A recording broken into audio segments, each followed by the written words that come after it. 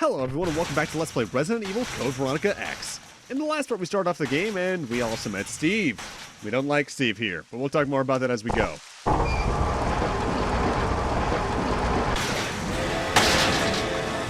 Oh no, more zombies. Now you might see there's a little cylinder there next to the two zombies in that little garage.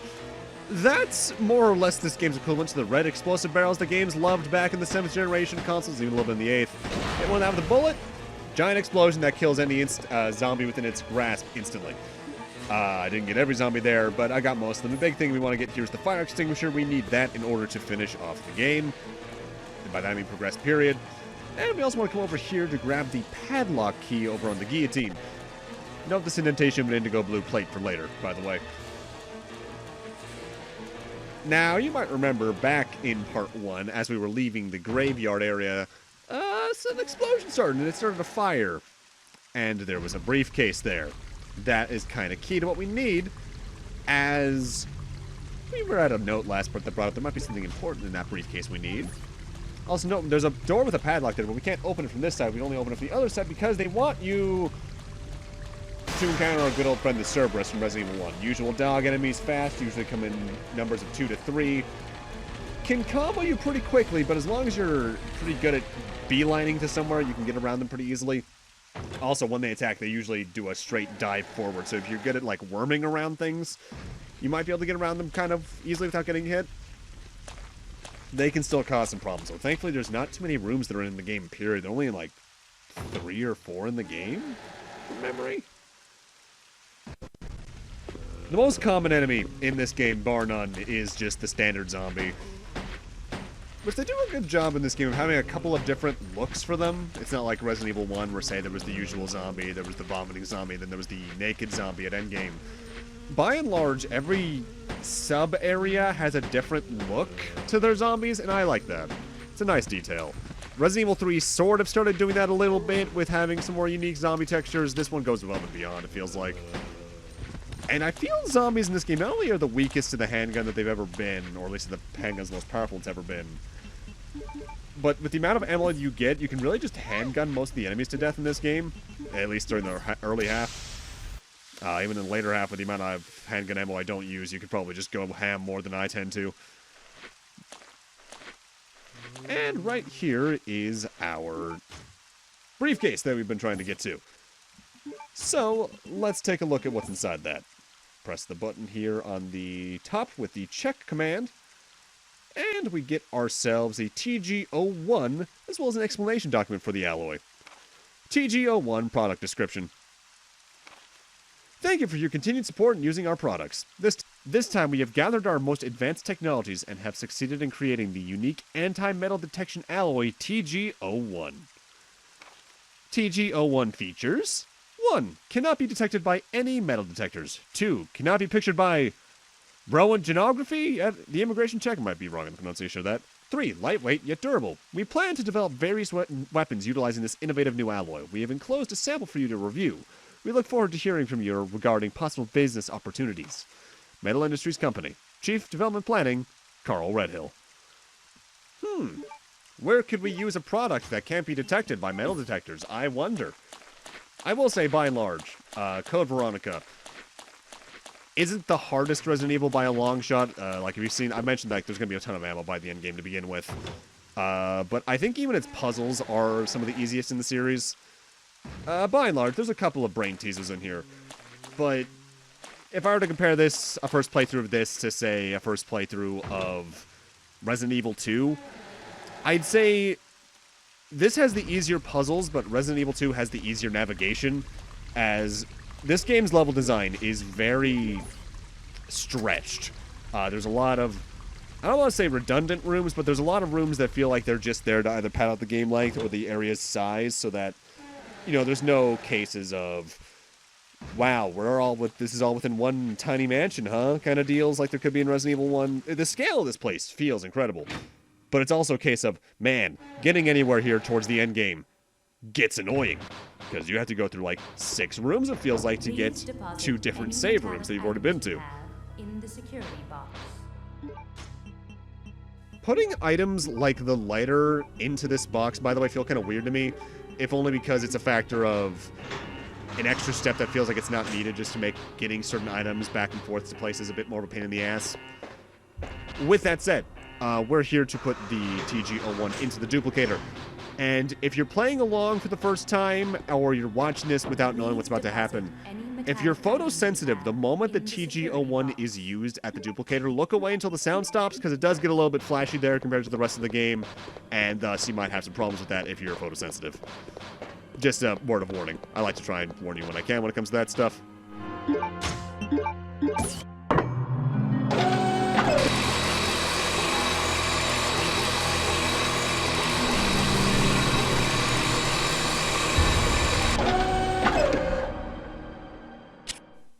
Duplication complete. And with that, we now have our duplicated special alloy emblem. And since we already know it didn't trigger the metal detectors on the way over, we're not going to have any problems with that. So instead, they just make sure the zombies can finally break through here. I believe like 3 or 4 get in total. And I think more can join them if you're slow enough. Or if you're not fast enough, rather. Thankfully, at this point, you can just grab whatever items are in here and then gun it, as we never need to come back here through the path we've used to get here again. Make sure you grab the empty extinguisher, because there's a reason it's now the empty extinguisher. It's going to be important later on. Store that in the item box as soon as you can, and just make sure it's always there, because it's surprisingly important. With that said, let's go use that special alloy emblem on the main door out of the prison, so we can get out of the first area of the game and onto the second of... Actually, how many subsections does this game have? 8 or 9? 10? Somewhere in that range? I think this might be the largest classic Resident Evil. And I think they realized that and kind of reined the game back a bit for Zero and Remake. At least with Remake, there's a little bit of a reason for that as well, because that's based off the original game. And they are pretty faithful to the amount of areas, even though some rooms are very changed up. This room is a little bit interesting, and I mean the littlest bit, in that it's the first occurrence of the Resident Evil staple puzzle, block pushing. Thankfully, this game doesn't do it too many times, and also I feel Claire pushes the blocks a lot faster than, say, Chris or Jill did in Resident Evil 1, or Sherry and Ada in Resident Evil 2. Helping that partially is the distance you actively have to push anything in this game is a lot shorter. Because I immediately think of those wood crates in Resident Evil 1 and its remake where you have to push them, like, through a gigantic hallway, and it feels like it takes, like, a minute and a half to do anything. That's just tedious, slow. I should note, if I'm leaving a herb behind in an area like that one right there, it's usually because I know I'll be back for it later. Because we're done in the prison for now. There are some things we'll be back to take care of later on there. Because you're back and forth all over the place in this game, I feel like. I want to say, out of any of the classic Resident Evils, this has the most backtracking over the longest distances, too. But I'll rant more on how I feel about that later on. Just worry about dodging the zombies at this point. I want to say the zombies here are some of the more dangerous in the series, too, because I think they actively are always moving. As if I recall correctly, in the original trilogy, they tend to stand still until they see or hear you. You may have seen there was a little green sparkle there in the distance, by the way. We'll grab that later on. With that, welcome to the palace.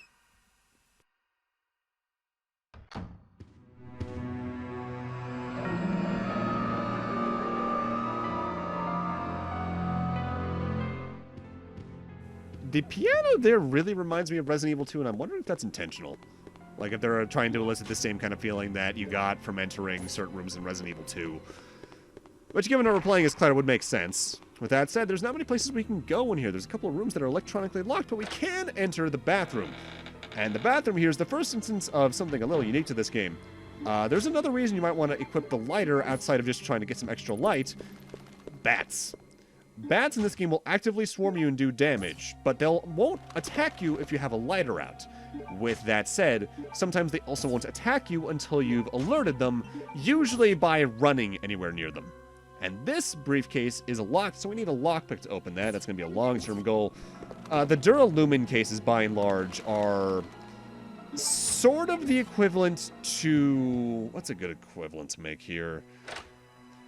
I guess it would be the pocket safes from Resident Evil 2 Remake, or some of the lockpick, silver key, small key drawers from Resident Evil 1 and 2, as they have very important things usually, but you have to go out of the way to find the lockpick first. And it is out of the way because it's completely optional. Secretary's note. 4 years have passed since I began serving Sir Alfred. He doesn't trust anyone. Even though I'm his attendant, I'm strictly prohibited from entering his private house. What's his problem anyway? They say he lives with his twin sister Alexia in his private house on the hill. Occasionally I've seen someone standing by the window of the house. It might have been Alexia, whose extreme beauty is often talked about. I have once asked Sir Alfred about this, but it only enraged him. Even though I'm his attendant, he won't show me any lenience. If I asked about her again, I could put my life at risk. After all, it's a mystery why he so desperately tries to keep his private life with Alexia a secret. Robert Dorson. More info about this Alfred fellow. Welcome to our first proper save room in the game, though. The ink ribbon typewriter combos here, as is the usual item boxes.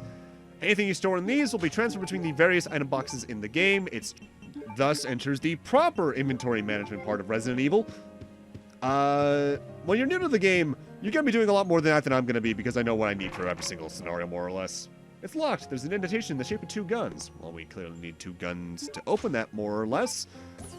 So we can't go by there, but hey, there's something shiny underneath this little shelf here on the side. And I believe this item might technically be optional. The Umbrella ID card. Let's see what it's got on it. An ID card for an Umbrella employee. But if we flip it around... An ID card for an Umbrella employee. The word NTC0394 is written on it. That code is what is important about the Umbrella ID card. I think if you go enter that code where it needs to be entered without grabbing the card, either the card despawns or she just goes, there's no reason to even pick this up. Because there are some occasions in this game where if you just know the password you need off the bat, you can just enter it. You don't need to interact with the puzzle whatsoever. This game doesn't really randomize its puzzles. It doesn't really randomize anything, unlike Resident Evil 3.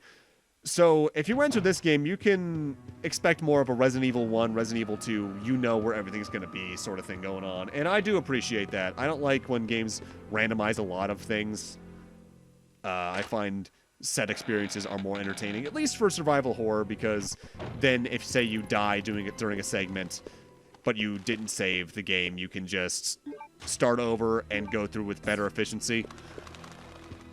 I'm mostly complaining about Resident Evil 3 when I say this, though, because I don't like how it randomizes ammo drops when you have an element like Nemesis chasing you around.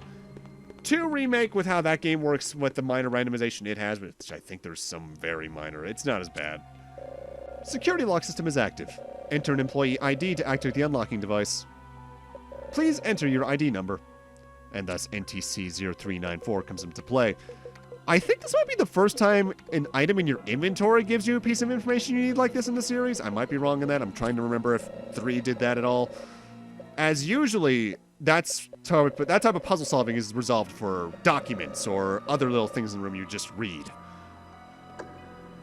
Prior to this, if you investigated something in your inventory, it was to say, identify what kind of key it is, or open a book to find another item. Things like that. Direct interaction rather than indirect like that. This is one of the tighter hallways in the game when it comes to getting around zombies. It's probably the most Resident Evil 1 it gets with the width of the areas. And we're going to need to go through there a couple of times to avoid them. Again, with the amount of ammo you get in the game, though, you can probably take care of them no problem. It's just that I prefer not to. Especially since it seems they throw you a piece of box of ammo like every other room. This room's kind of quiet. A jewel model after an ant is displayed here. There's a button below. Push the button? Why not?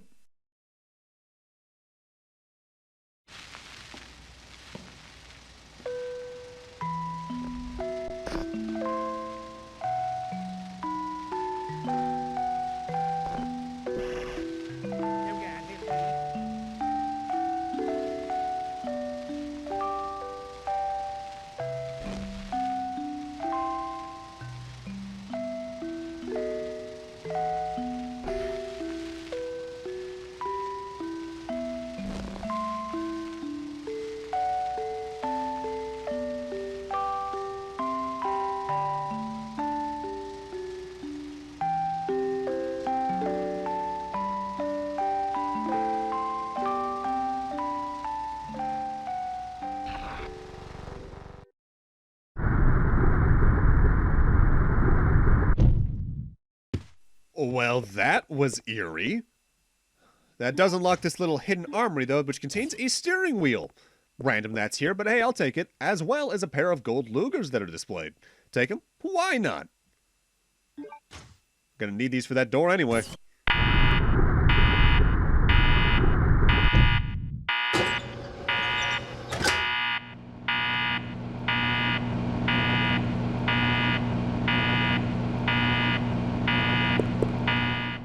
It's a weird security system.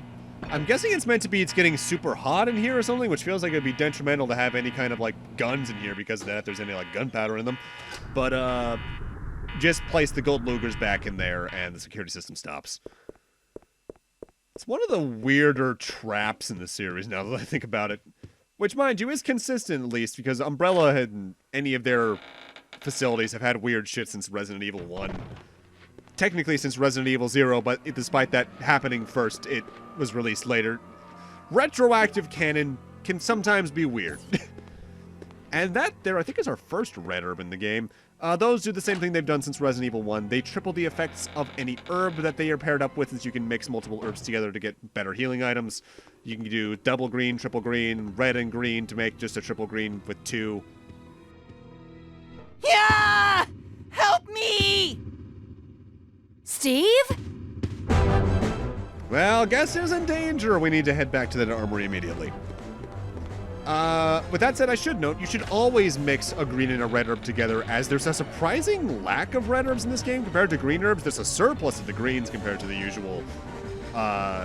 Getting the full combo mix of the red, blue, green is also kind of hard, because there's only a couple of blue herbs in the game you can actively grab, too. So, Steve fell for the trap, and he's not putting the Lugers back in, so he's suffering. There's a message in the control panel. When 2 pairs complete, my anger will subside. We need to figure out which of the weapons around this room are in pairs. It's just as simple as investigating everything and seeing what's a pair. It is the handguns and the magnums at the end of the day. So just press, I believe that is buttons C and E, and the puzzle is completed. This is one you can probably just brute force by trying different combinations at the end of the day. That was too close. But I found something, thanks to you. Looks cool, huh? Oh, I need those. Give them to me. You gotta be kidding. I found it and I'm keeping it. Fine. Let's make a deal. I'll trade you for something fully automatic.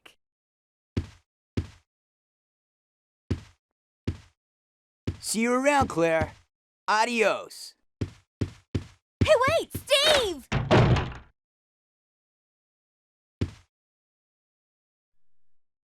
And thus we see the main reason I really don't like Steve. He artificially lengthens the game's plot at least 3 to 4 different junctures, and it really annoys the hell out of me. Part of it is explainable away because Steve is surprisingly young for a Resident Evil character. I think he's even younger than Rebecca was in Resident Evil 1. He's only 17, but still, oh boy, I'll rant on that later.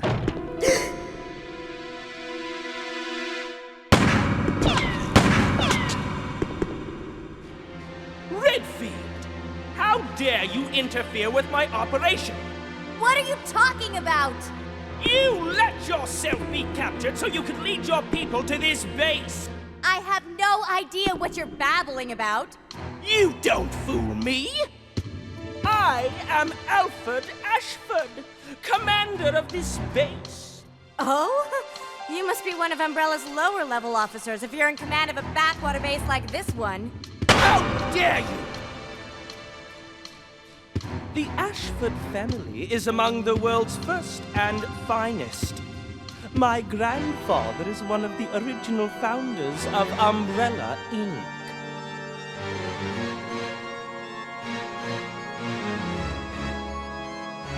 Now tell me, why have you attacked this installation?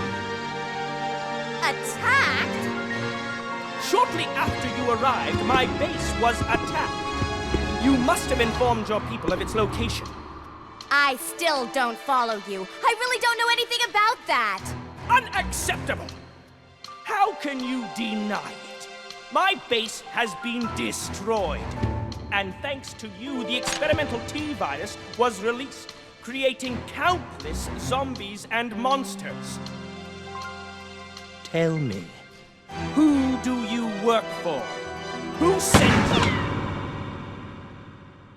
Have it your way, then. You're just a rat in a cage anyway. I'll be sure to keep you entertained before I dispose of you.